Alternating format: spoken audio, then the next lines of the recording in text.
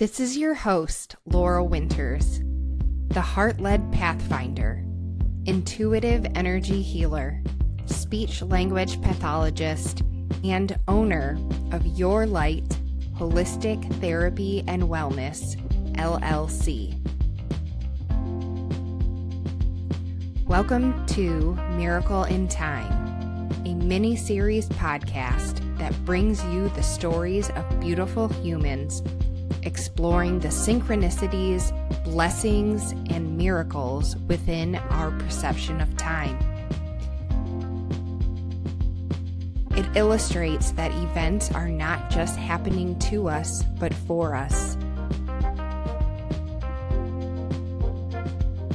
Life isn't always rainbows and butterflies, but it is a miracle in time.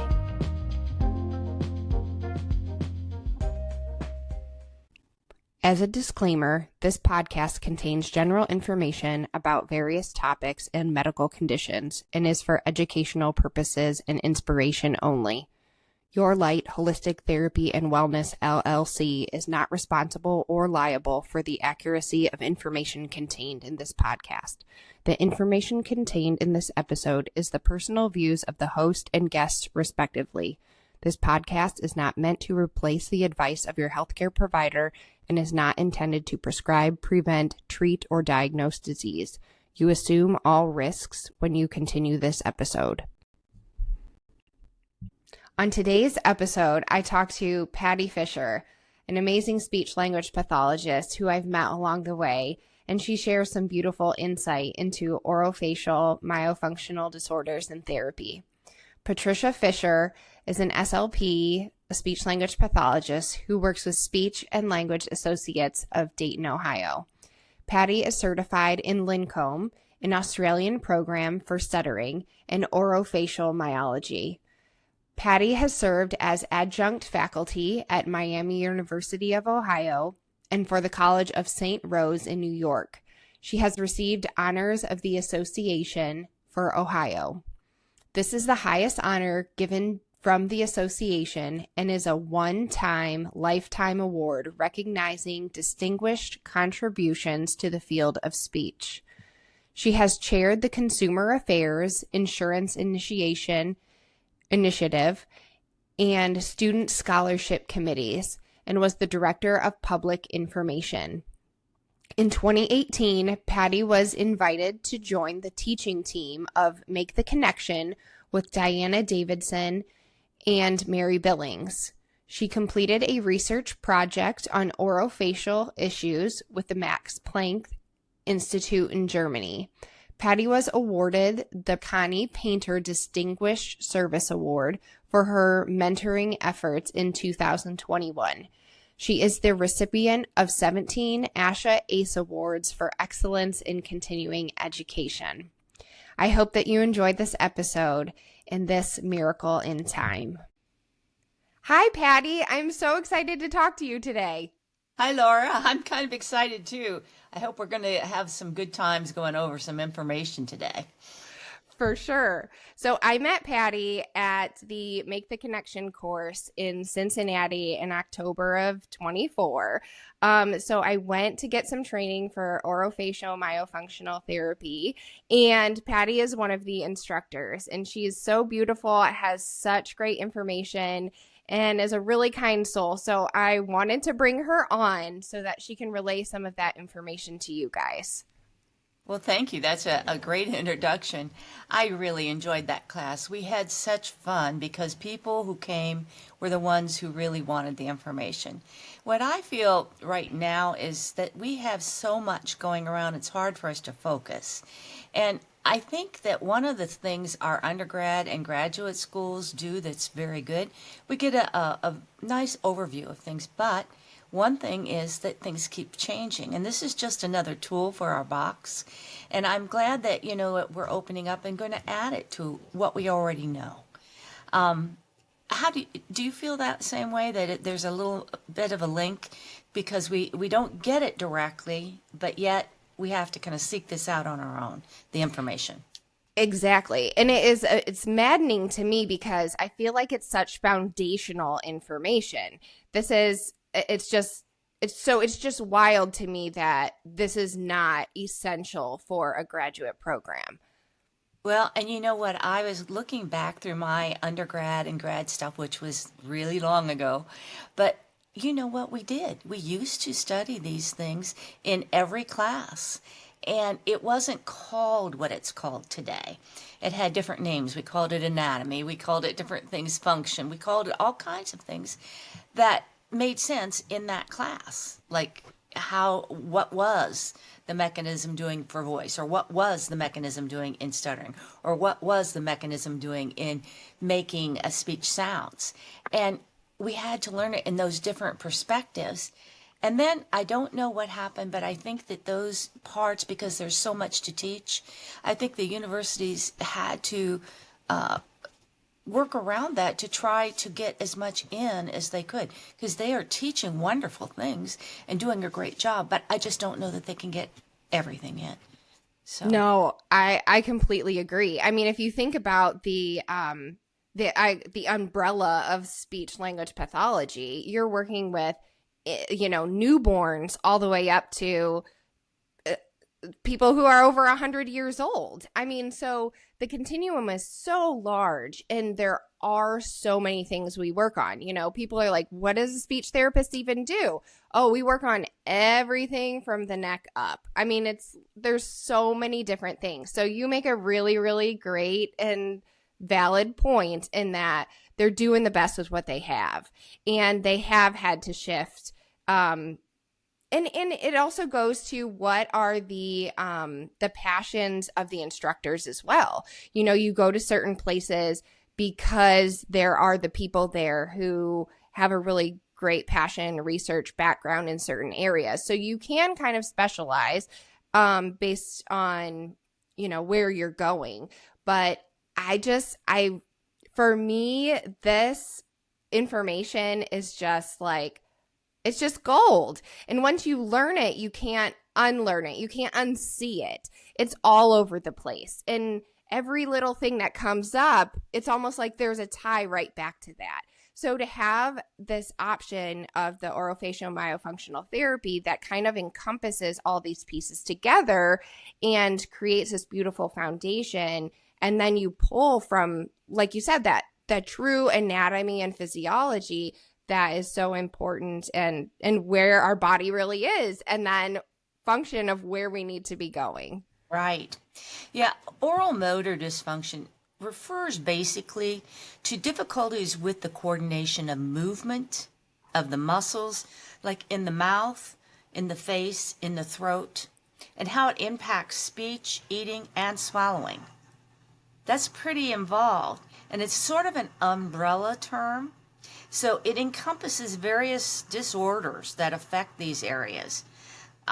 So you will see common symptoms like difficulty with chewing, or maybe difficulty with drooling, or difficulty with slurred speech, or difficulty making specific sounds, or voicing, or fluency. You see, it's such a broad term, and those ranges affect the muscles and the speaking, and it's really, to me, I've come up with a way to look at it that I can understand it, and I'm hoping that maybe I can explain that to you today. It's a simple way, and people tell me I think very simply, and I do, but it's one of the things that has gotten me through, so I understand where to put this information. What happens to me is this. When I think of all the disorders and all the problems that we have to face as a therapist, I mean, all day long, I mean, you're going from adult to teen to infant, and then is it apraxia, is it sound disorders, is it articulation, is it, a voicing problem? You really have to be versatile. But one day it just sort of came to me almost like, a relief. I was thinking, the thing is, your primary function of this whole mechanism, what was it designed for? What was designed for breathing, respiration, and for deglutition or mastication, to be able to swallow. That's what it's designed for. And when we're born, we have those abilities, and that's there. They're automatic. But what we do with this mechanism afterwards is that we take those basic primary functions of the eating and breathing, and we have taught ourselves overlaid functions, ones where the secondary thing is, now that we can eat and breathe and we're using it efficiently, can we learn to make sound or voice? Can we learn to make sounds in speech, to make words? Can we learn to sing? Can we learn to play a horn in the band? All kinds of things. But those are secondary to the primary. Now, when I went through school, I think that we always started with the secondaries, because I was working on speech sounds, or I was working on language, and I wasn't bad. I was a pretty good therapist, and I really cared. I think I had wonderful instructors. I had the best. Went to Bowling Green State University in Ohio, and oh my goodness, my voice instructor was Dr. Mel Hyman, and he would come in singing opera, and I learned so much from him. And then as I went on, I got to work with Joe Stemple, from Ohio. These are wonderful voice people, and they taught us basic things about swallowing and how it interacted with your voice. So, I mean, I was lucky, but I also had, in every area, I feel like I was really the winner of a lottery. I had beautiful and wonderful people to learn from. So I'm just saying that once I started to understand that these primary functions needed to be there for whatever disorder, I wasn't in conflict anymore. Because before, everybody was saying, well, we can't do that because so-and-so's got a article or a study and we don't do that kind of work. And I'd sit there thinking, well, okay, why? Because maybe it applied in that study, but there could be other reasons. And so once I was able to get past that and understand, and I think this is maturity and experience too, there's a time and a place for a lot of our techniques. I never was very good at doing some of the ones where you had to use clickers and have 4 clickers on your thumb. I'm exaggerating, but you had so much going on. I always felt like I wasn't quite getting that right, and I did fine as long as I did it at about half of what the intention was.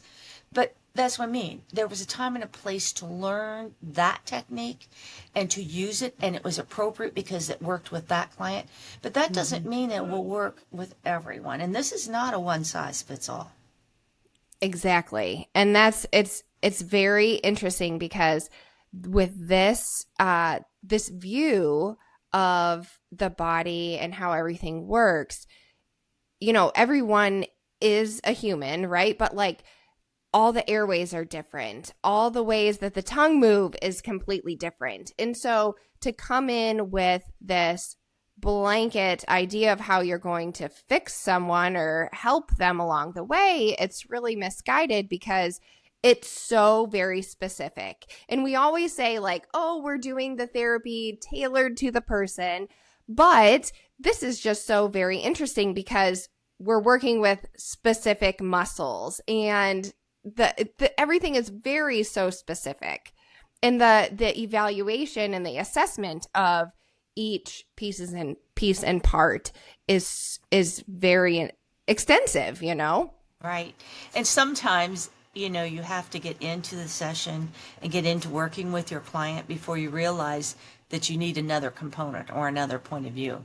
So yes. I like the reason I like it is because it's another tool in my little tool chest, because and I have always been able to use different things, and when someone gives me a new idea, I can't wait to get in and try it with some new person. And I've been doing this for over 30 years, so you can see, I mean, I'm just thrilled that I chose to go into this field.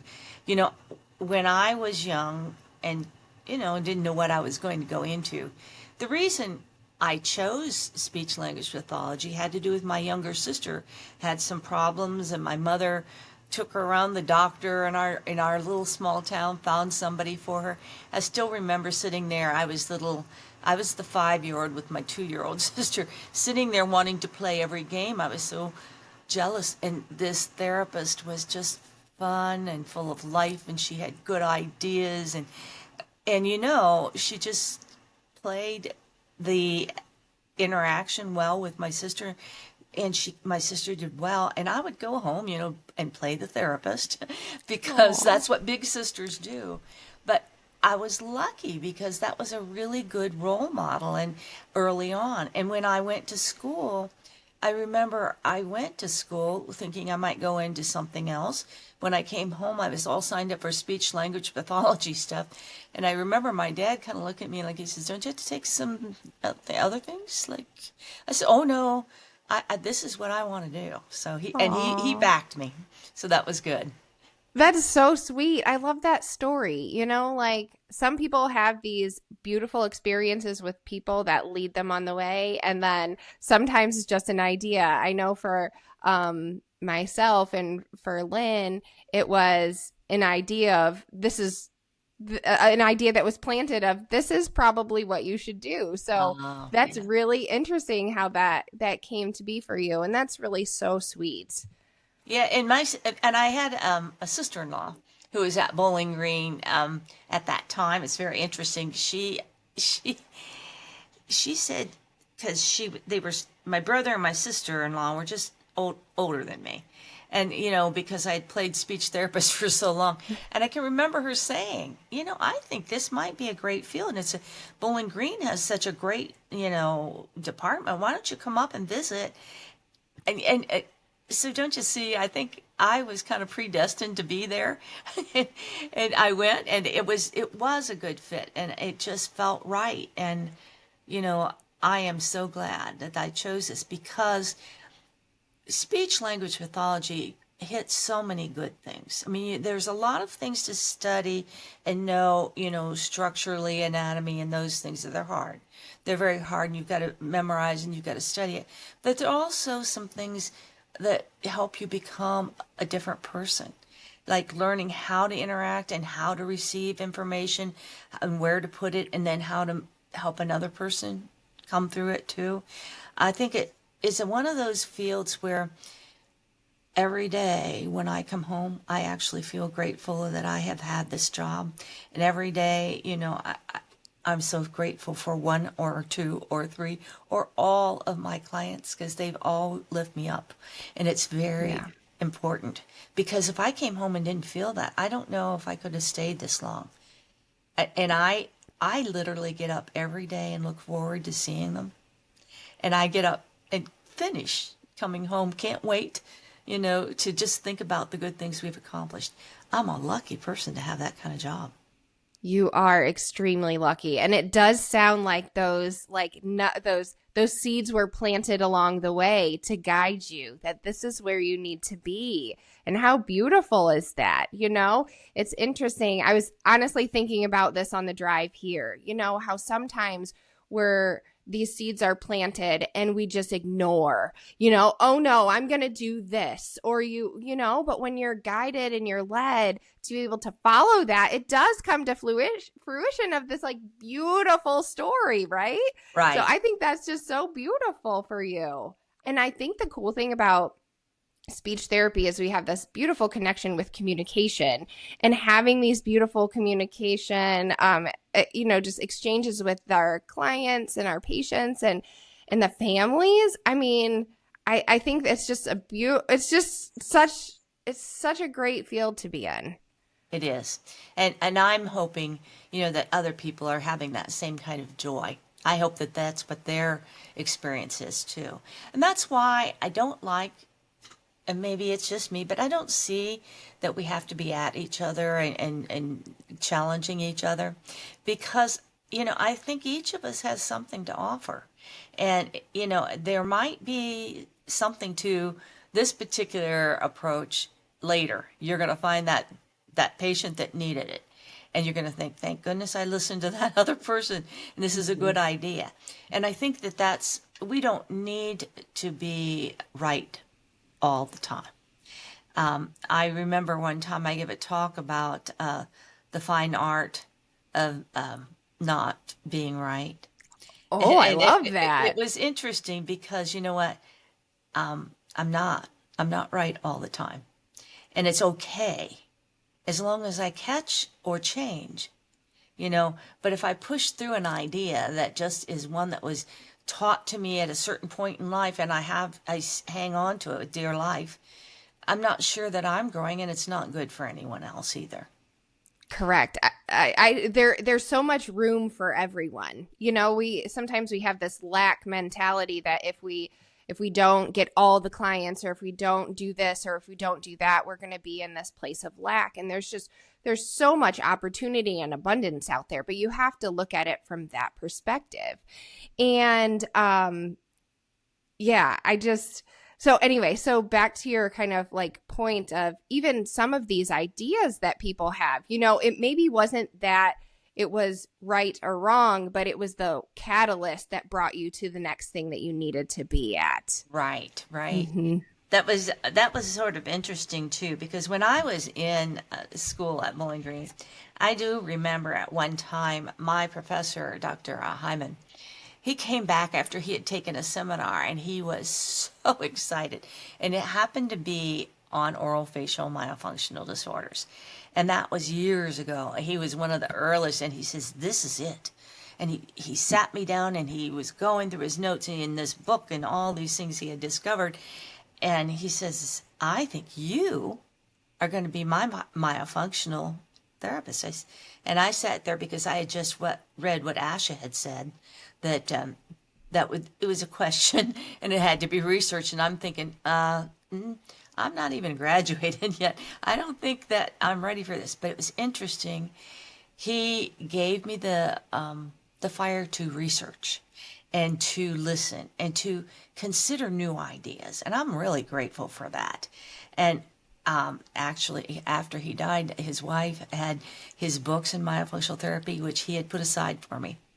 And gave them to me, and so he didn't forget that, this was something he said, I predict that this will be the way of the future if we can get out of our own way.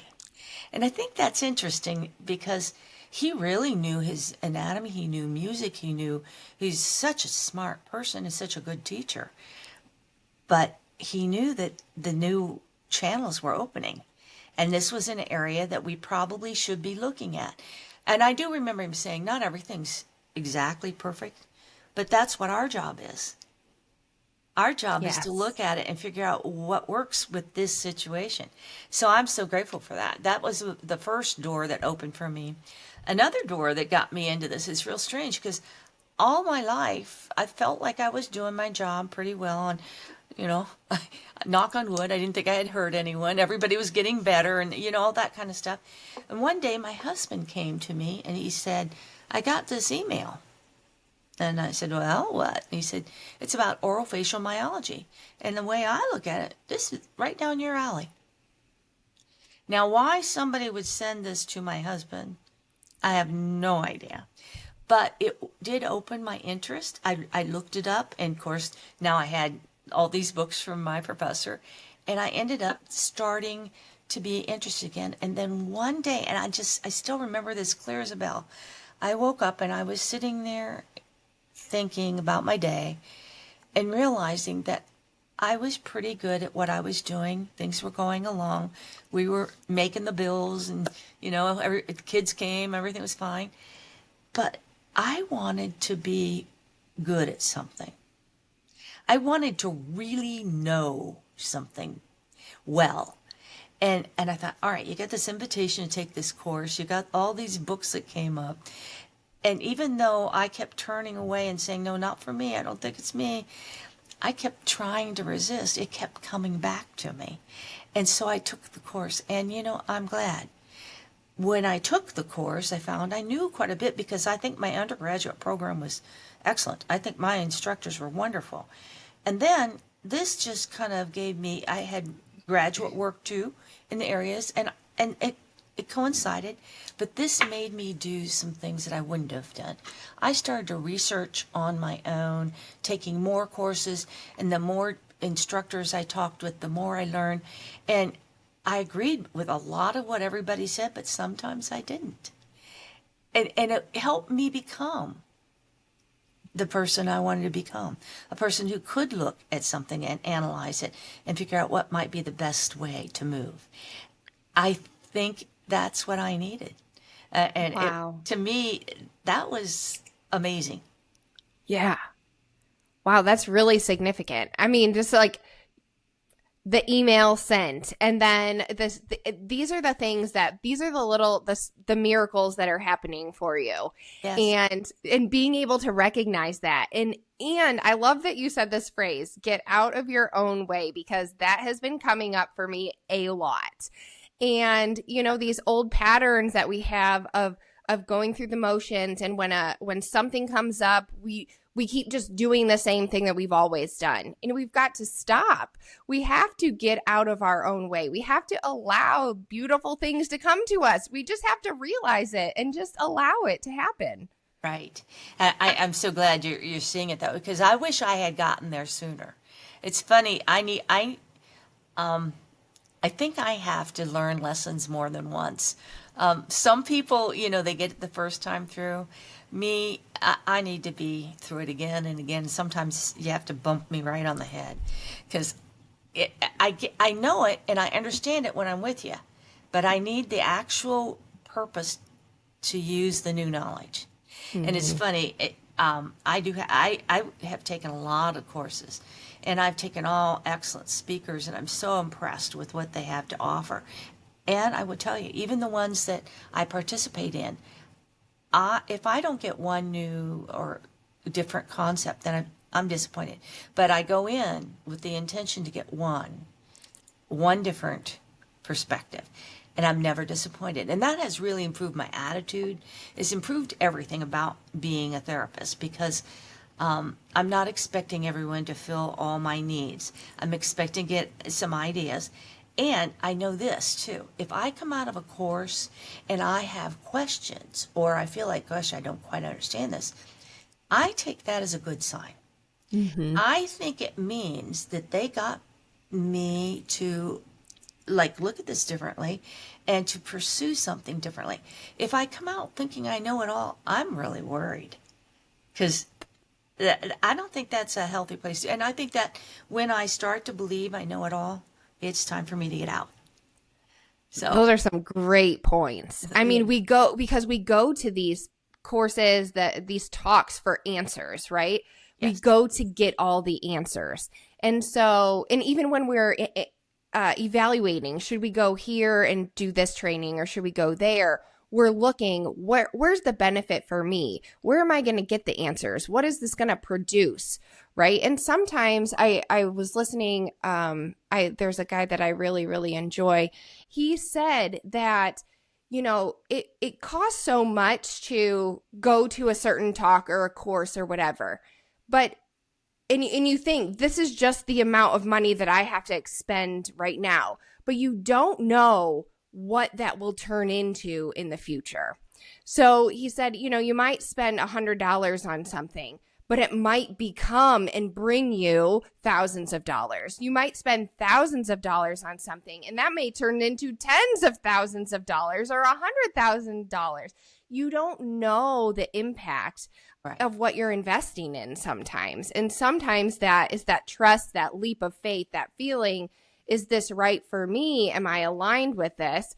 And if you listen, sometimes that becomes something so big. Yes, I think that's so true.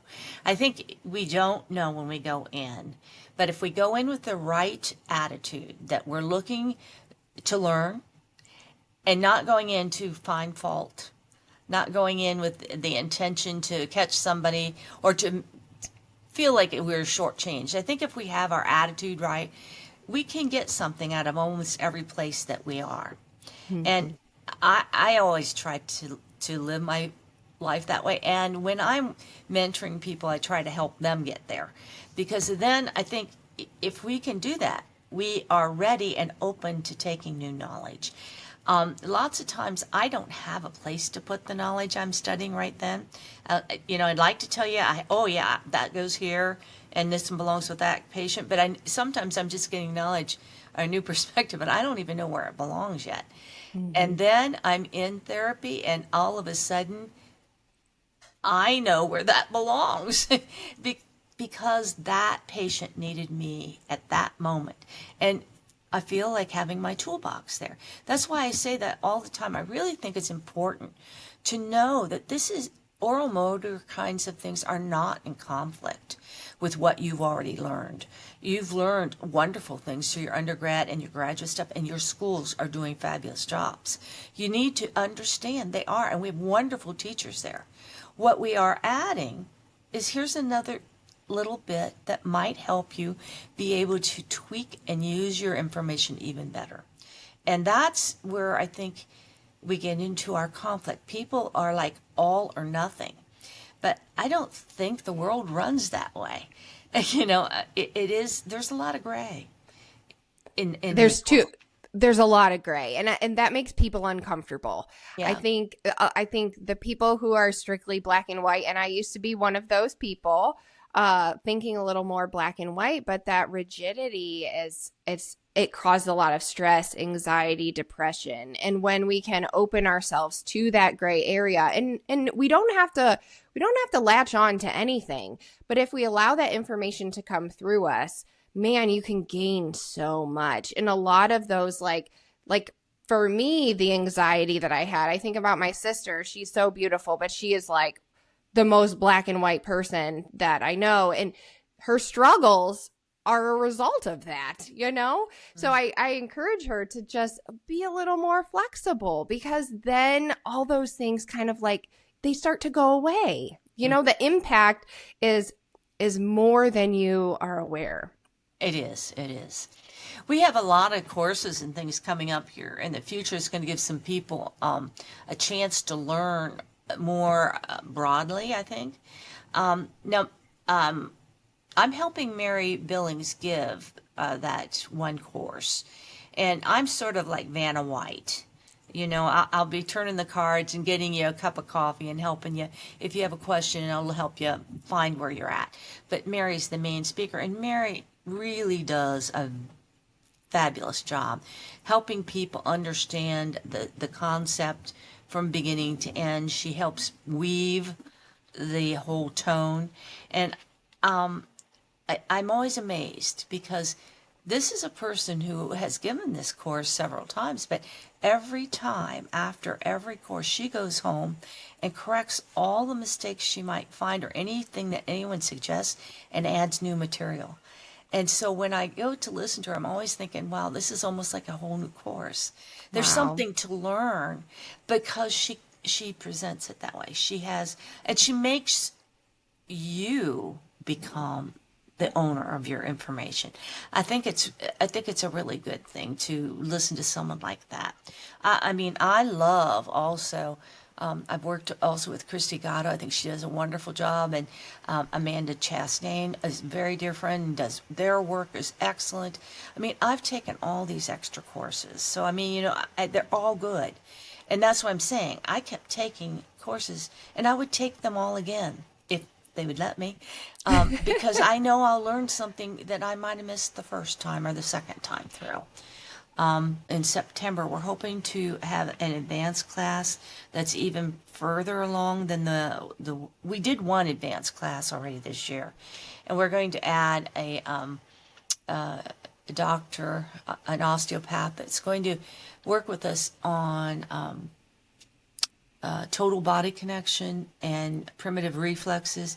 But it's another step and another piece for our toolbox, showing us how the whole journey isn't an isolated journey.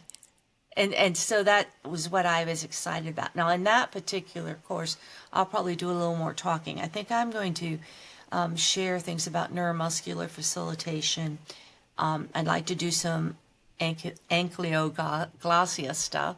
And then I want to do some actual unusual or challenging cases, just so that people could see, something that just walked through the door and here it is, but still see how you can get there, even if you don't. In these cases, I didn't know what to do when they first came through the door. Mm-hmm. And it's funny, and I don't think everybody knows exactly what they're going to do when they first come through the door, but I like to have a kind of a plan. And it was interesting because the particular cases I'm going to discuss are ones that I don't think we'd be looking for. And then it dawned on me, I should have been looking for this all along. Didn't even realize it. But it was nice to have that in my toolbox to be able to help, because they came for different reasons, but I had something that could get them where they needed to be. Yeah. So I think those are the good kind of case for me.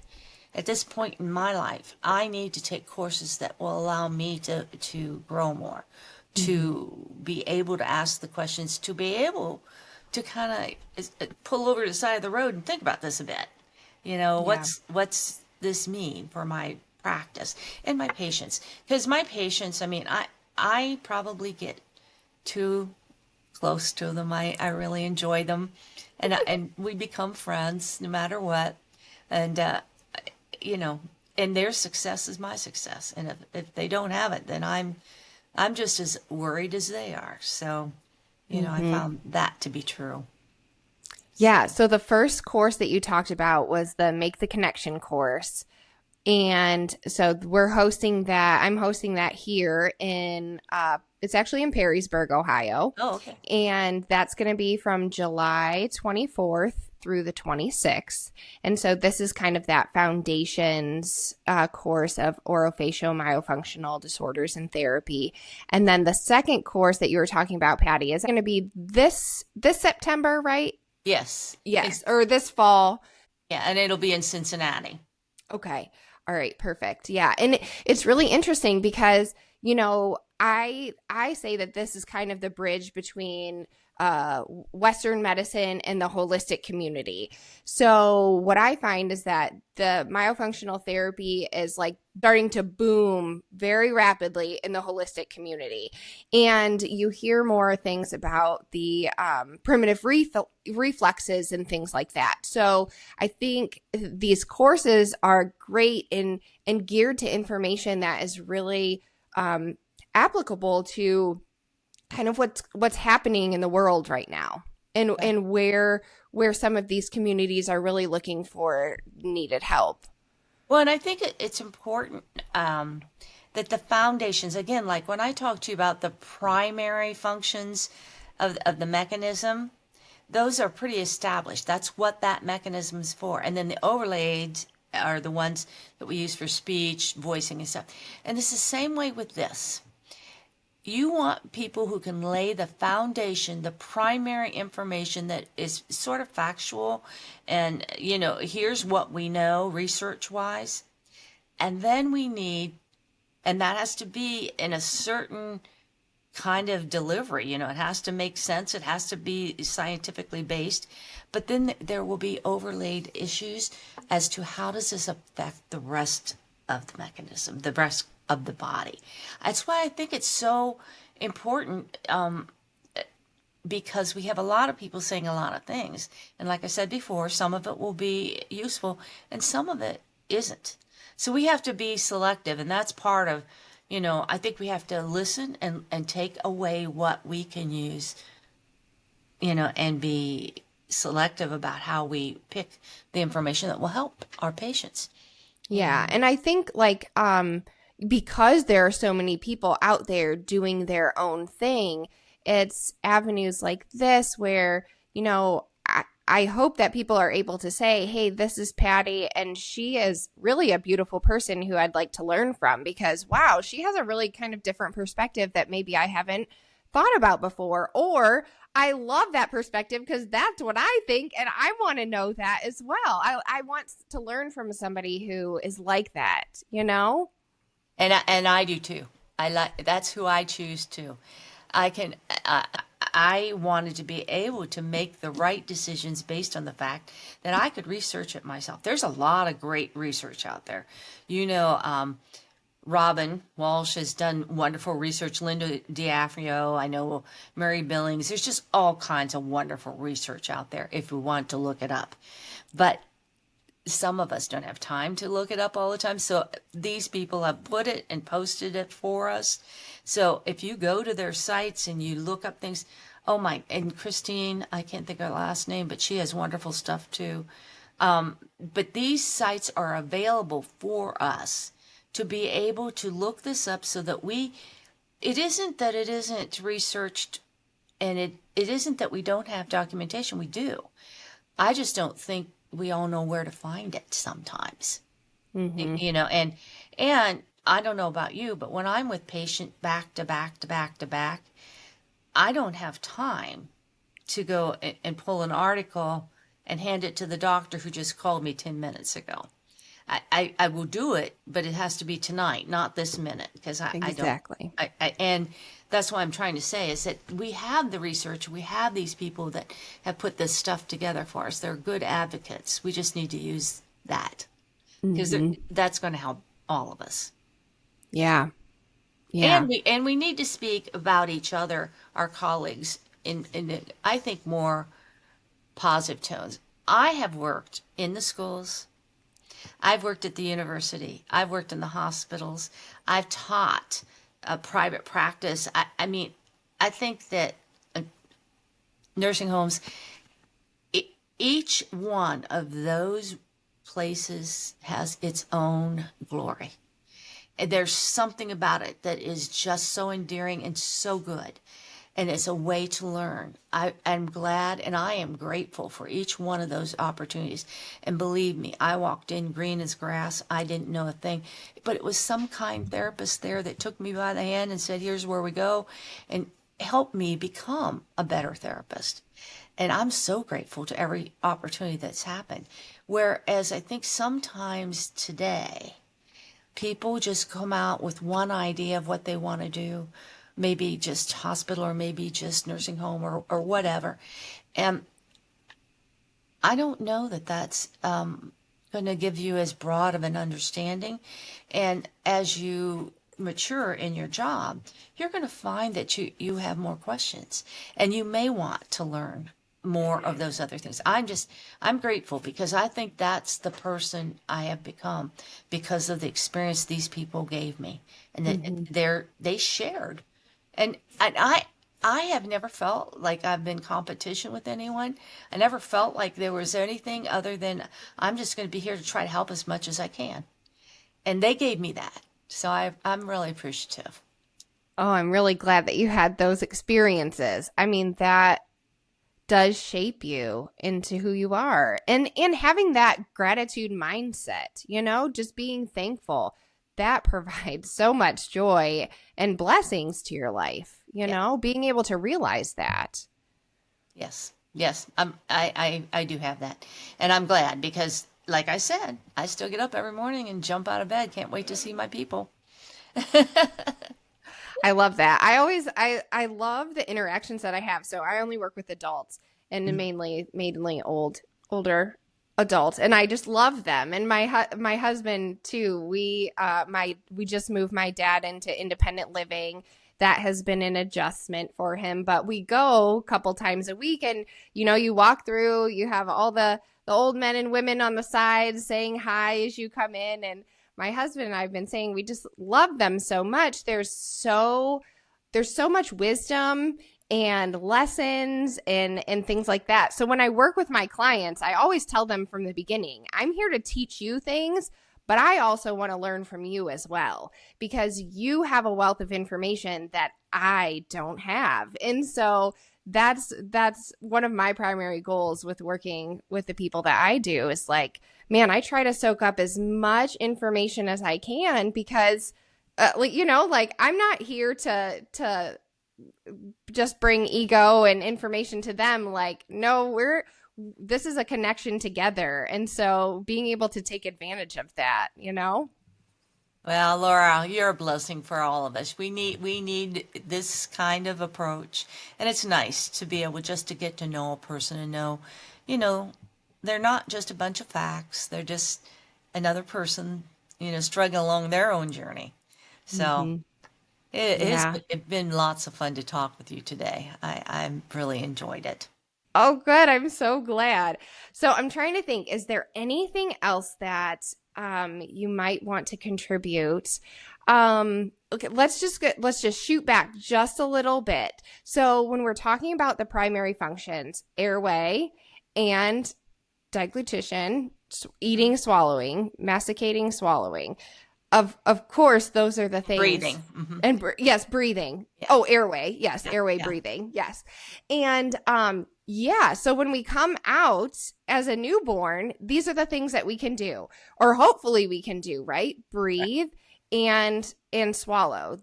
Whether we're breastfeeding or we're taking formula from a bottle, like that is what we need to sustain life. Yes, and we use those techniques, and you move from there for all the overlaid things. But basically, that's what we're looking for in the young child. Now, there is, of course, differences between feeding activities, and you have to have, of course, special training for that. There's lots of things that will help us do that particular function, and it's much better trained, I think, today. I think lots of the young therapists are getting good training with that. But that leads into starting to look for characteristics that might be oral motor, and then as the child matures, and when they get to an age where they can handle certain things, some of the oral motor things will come into play, and you'll be starting to work on those. It is not feeding and oral motor are not exactly the same thing, but I think they're related on a continuum because they are in the oral mechanism. So, and I think some people get confused because they want it to be the same, and they also, there is some confusion about how much training you need to do this, but you do need training. And then I also find that when you get to the older end or the other end, because if you follow the swallow through the lifetime, at the end, or later, there can be dysphagia, there can be breakdowns in the way we swallow and the way we use the mechanism. And some of them are interruptions, like, is there a physical thing in our way? Some ties, buccal ties, tongue tie, that can be part of it. What's the difference between an anterior and a posterior tie? How much is that going to affect things? And does it affect, your voice? Yes, could. Does it affect your fluency? Yes, it could. Your speech sounds? Yes, it could. Your eating, your chewing. And yet, when I came through school, we were taught that if they could stick their tongue out slightly, it was acceptable. But, of course, I worked with those people, and they would get better, and they could do better. And I have some personal, challenges myself. I have to exercise and do certain things, so I understood that. But then one day, here again, it's almost like a small miracle. It was a grandfather who had the grandchild who was coming for therapy, and he says, well, I realize that we're working really hard. And he says, and she is getting better, and there's wonderful speech, but why wouldn't we make it a little bit easier for her to do it? And I stood there kind of like, oh, good point. And then he had somebody who did this particular kind of release, a surgeon, as a friend of his. And I started working with him, and I learned so much. But, my training had not been there. Yeah. It came later. And now, honest to God, I really, truly am so blessed because, and I think you're going to have Dr. Notestein speak. He is so wonderful, and he is such a blessing. But what I love about him is he is like me. He can look at each individual situation, and it's not one size fits all. Not everybody needs a tongue tie release. Some do, and some don't. And that's where we get into the controversy. You see, you can't just look at it. You have to do an evaluation of the whole mechanism, the function, the use, the structure, to determine whether this is going to be better with a release, or can it be really good without it? Yeah. And you'll love talking to him because he is just such a knowledgeable man. And he will help you get those ideas that, this is what you're looking for. And if you have these things impacting or getting in the way, well, maybe we should look more carefully and help somebody. Yeah, I mean, even just talking about my journey with that, like I was not aware of tongue ties at all. Went to the course, realized I had a tongue tie myself, but it was like, well, you're kind of on the cusp. Like you can kind of do all the things, but so maybe, maybe not. And then we went to that little follow-up that you had that was so beautiful. And Dr. Notestein did a little eval on all of us, and he was like, oh, I think yours would it's all just fascia. You probably won't even bleed or anything. It'll be easy. So when it came up that we had this opportunity, I was like, oh, okay, that's great. Excuse me. And I was the last one that went, and it was actually pretty extensive. He went pretty deep in there, and he said, he had said that he didn't get as much as what he wanted to because of I have a lot of vascularity. There's a lot of nerves. Like we saw nerves right there. Like, so there were things he was working around. But it was really interesting to me because I was just thinking about this literally this week. So when I first started working, I was in an acute rehab. And the rehab director was very proficient in fees. And so I was watching fees. And the one day I was like, hey, can you just do it on like practice? I want to see me, you know? So we did a fees. And she was like, oh, you have premature spillage to the vallecula. And like that. And so as I'm like working with patients, later on, I said, you know, this is my normal is that I have premature spillage to the vallecula. I'm aware of that. So if things happen in the future, if something changes in the future, that could end up in a really serious problem.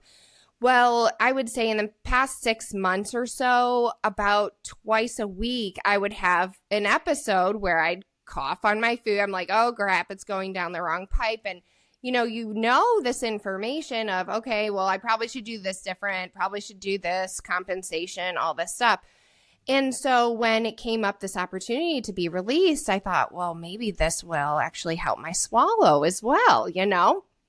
So it's been amazing. I just have to say, it's been so amazing. But it took a couple weeks of doing the exercises and being released. And I would say, it's probably been like a good couple weeks of like no swallowing issues whatsoever.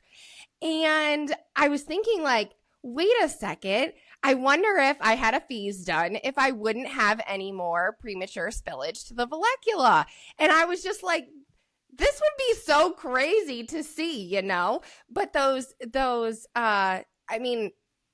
I just think about all of the patients that I've had and that, you know, they didn't have a problem, but maybe they were having some kind of problem and they were compensating. Then they couldn't use those compensations anymore. Their muscles were getting weak. And I go, I didn't even look hardly at their tongue. You know, I didn't look underneath. I didn't look at the structure. That wasn't a piece of the puzzle. And knowing what I know for myself now, that's an important piece of the puzzle. I am so excited to be able to offer a low-cost healing option for moms out there that are overcome by guilt from medical decisions. I am healing the guilt from making medical decisions early on in my children's life that I honestly didn't know any better. As a result, they have chronic illness, and I am often reminded that they have their own journeys too. Love is how we heal our guilt, and we don't have to do it alone. Join us in Healing Medical Mom Guilt. You can register on the website at yourlightllc.com/scheduling. And you keep in mind you're a single study research project, and write it down because you're going to have single study research projects throughout your career, but it's going to help you get patterns. That's what I do. Every time I'm going through, I write down what the situation is. For example, you know, I know most of the time they are functioning, they're eating, they're nourished, but they're uncomfortable in one way or another, maybe neck pain, some other kinds of things, some spillage.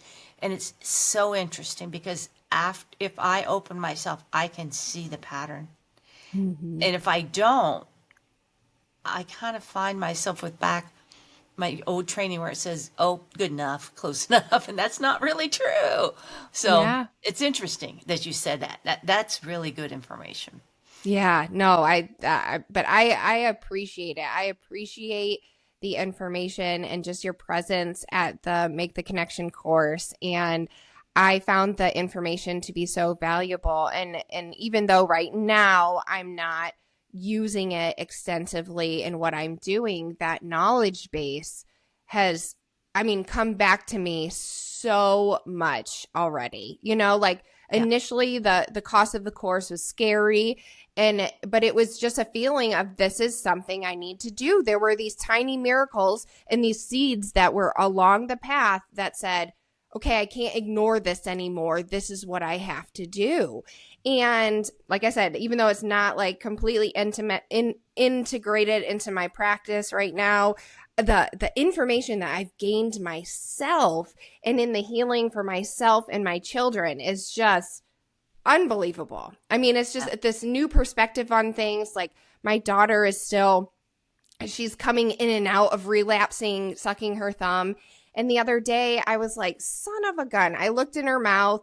Her tonsils are ginormous now. It looks like possibly her adenoids are enlarged as well because the palate's down. She doesn't have very much airway. And it's like, okay, I can't get upset at her because of this, what I feel is a habit, right? But that it's probably what she needs right now in order to achieve an open airway. So we go back to these primary functions.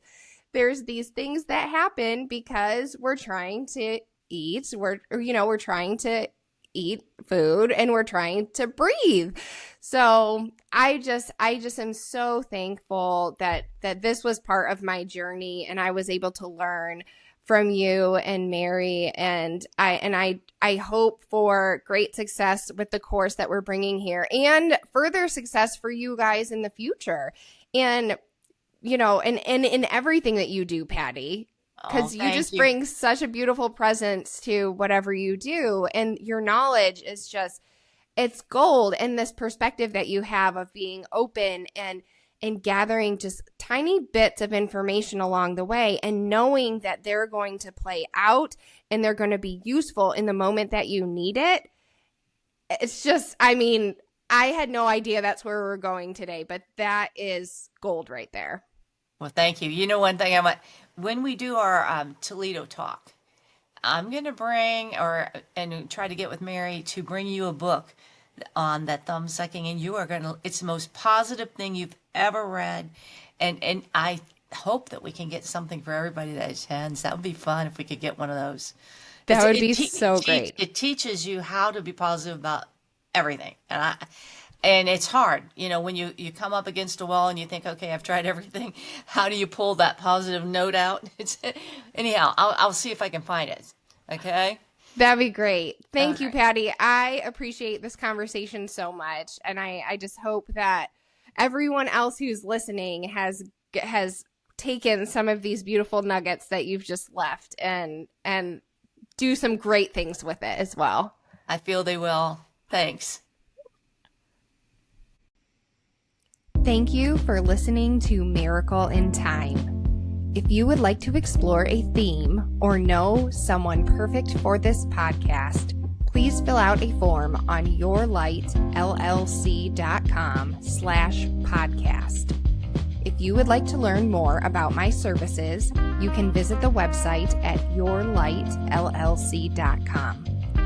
I want you to remember that with all life's ups and downs, you are divinely held and guided throughout your journey. Don't miss out on this miracle in time.